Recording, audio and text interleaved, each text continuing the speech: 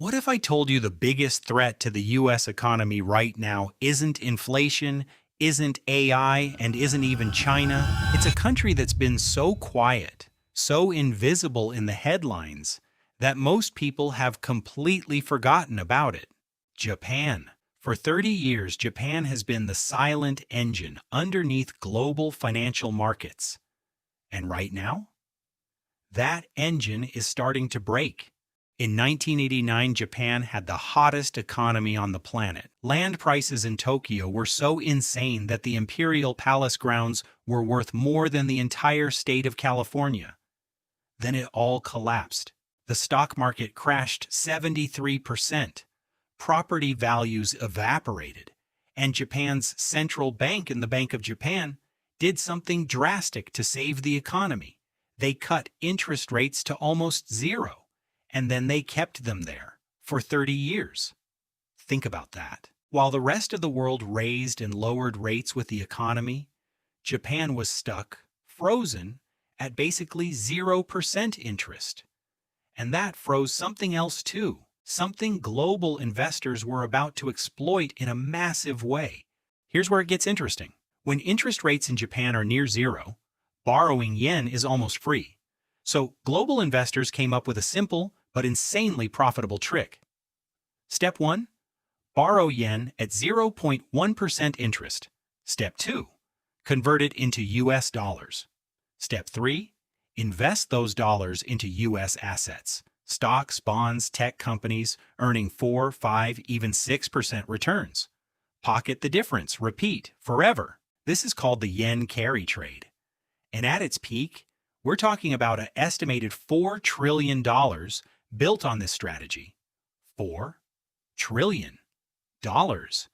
It worked beautifully, as long as Japan kept rates at zero.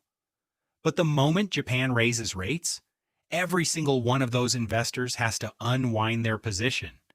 They have to sell their US assets, convert back to yen, and repay their loans, all at once. Now layer on top of that something even bigger. Japan is the world's largest creditor nation.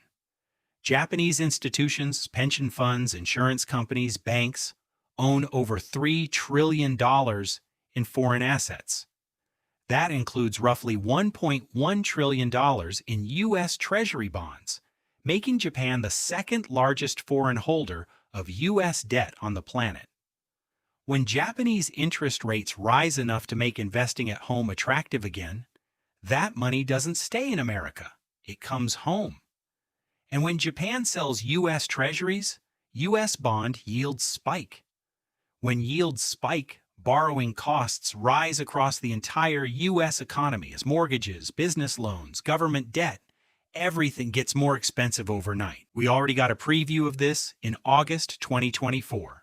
The Bank of Japan raised rates just slightly. The yen carry trade started unwinding. And in a single day, the Nikkei dropped 12.4%.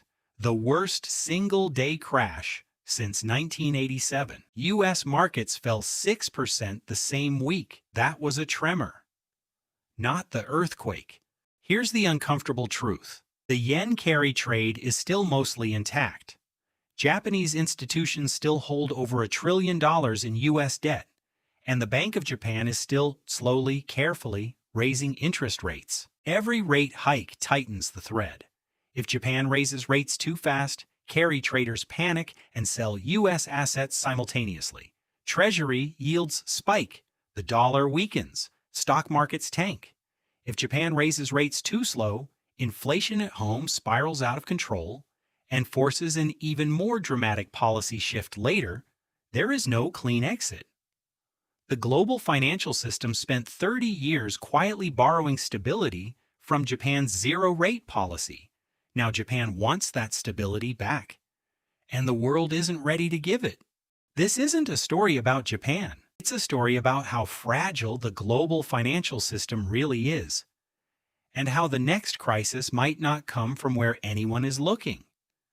If this video made you think differently about the economy, subscribe, because this is exactly the kind of story nobody else is covering. And drop a comment.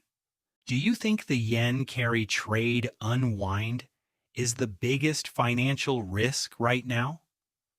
See you in the next one.